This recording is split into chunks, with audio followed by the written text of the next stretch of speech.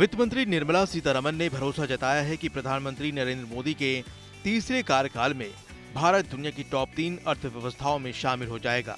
उन्होंने कहा कि मोदी सरकार के तीसरे कार्यकाल में अगली पीढ़ी के लिए रिफॉर्म करना टॉप एजेंडा होगा। अप्रैल-मई में होने वाले आम चुनाव के बाद देश में नई सरकार का गठन होगा। भाजपा को भरोसा है कि प्रधानमंत्री मोदी पहले से भी ज्यादा बहुमत के साथ सत्ता में लौटेंगे।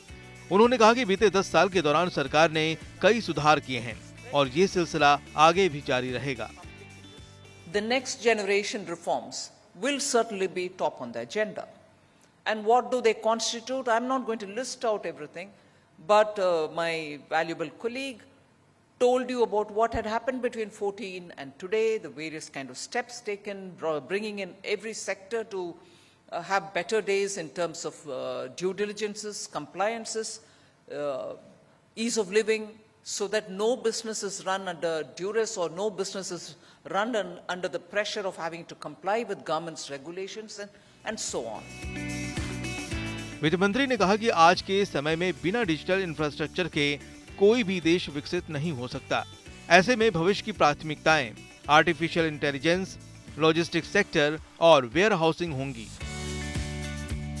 इसके साथ ही कृषि उत्पादन बढ़ाने के लिए भी सरकार नियमित तौर पर काम करती रहेगी, जिसमें कृषि वैल्यू एडिशन और कृषि दक्षता में सुधार करना शामिल है।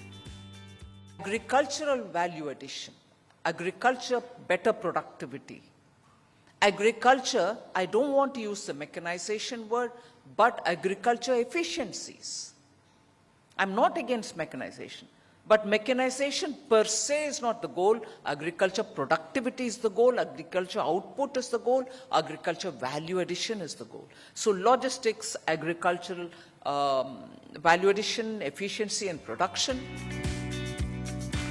वित्त मंत्री निर्मला सीतारमण ने कहा कि 2014 के बाद से कई सिस्टमैटिक सुधार किए गए हैं। ग्रीन एनर्जी को लेकर भी सीतारमण ने सरकार की प्रतिबद्धताएं जताई हैं। उन्होंने कहा है कि सरकार हर संभावित क्षेत्र में देश को आगे बढ़ाने की दिशा में काम कर रही है।